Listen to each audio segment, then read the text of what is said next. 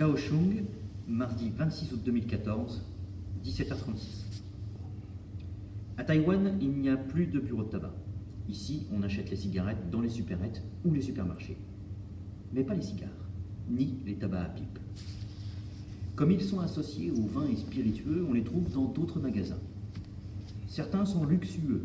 On peut y déguster un verre de whisky ou un cigare mollement avachi dans de moelleux canapés. D'autres sont plus modestes. Mais c'est souvent là que l'on trouve une petite sélection de tabacs locaux. Lors de mon séjour de Noël 2013, j'étais allé dans un de ces endroits de perdition sur les conseils de mon ami Cheng Wei, et j'avais acheté un tabac conseillé par le patron. Quand je suis revenu en avril, j'y suis retourné pour en racheter. Quand je m'étais présenté en expliquant ma première visite, le patron m'avait répondu « Mais pourquoi n'êtes-vous pas revenu en chercher plus tôt ?» J'avais souri. M'y voilà à nouveau en cette fin d'après-midi estivale où les nuages m'empêchent d'envisager quoi que ce soit de bien au bord de la mer. Ce jour-là, c'est une dame qui sert. Elle est assise à une petite table, roulant des cigarettes avec un tabac maison. Un homme est assis en face d'elle, lui faisant la conversation. Il m'accueille avec le traditionnel « Guangling » qui signifie « bienvenue ». On l'entend quand on entre dans la plupart des commerces, ici. Après, ça c'est un peu compliqué. Je ne savais pas dire le nom de mon tabac en chinois et la dame ne connaissait que quelques mots d'anglais. Mais avec l'aide de son ami, on s'en est sorti. Je me souvenais du prix et de l'image apposée sur le bocal qui est censée nous dissuader d'acheter du tabac ici aussi. C'était une pomme toute flétrie qui, je suppose, devait faire référence à la qualité de notre peau de fumeurs invétérés. Il ne nous restait que quelques bocaux possibles et en les humant les uns après les autres, j'ai retrouvé mon achat du printemps précédent. Je remerciais de l'accueil en m'apprêtant à partir. Thank you. Quand la dame me tendit une des cigarettes qu'elle venait de rouler. Thank you.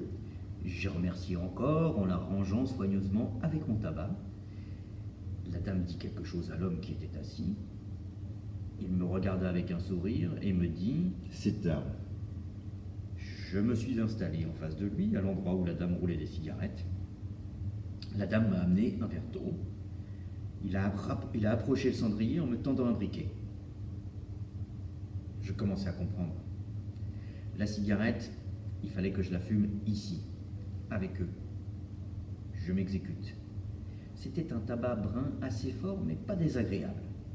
Je préfère le tabac à pipe que j'ai acheté, mais j'apprécie le cadeau.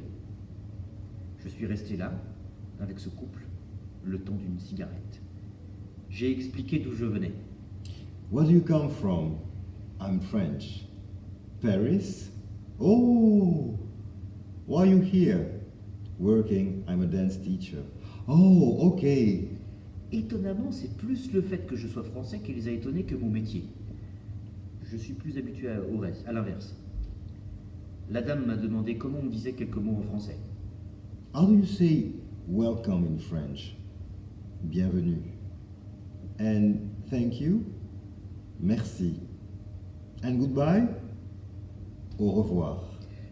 On a eu un peu de mal à cause de notre R pas si facile à prononcer. Au revoir. Au revoir. Au revoir. Prendre le temps, savourer les choses, échanger. Avant de partir, je les ai chaleureusement remerciés pour ce moment partagé. Ce n'était que la 3e fois. Thanks a lot again for everything. J'ai demandé si je pouvais prendre une photo. La dame m'a dit oui, en s'effaçant très vite de derrière le comptoir. Je les ai remerciés encore, une dernière fois.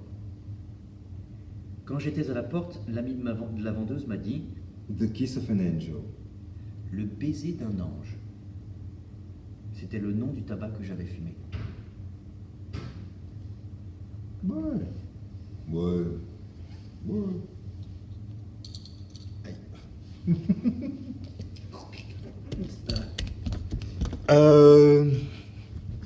Est-ce que j'ai la danse ici?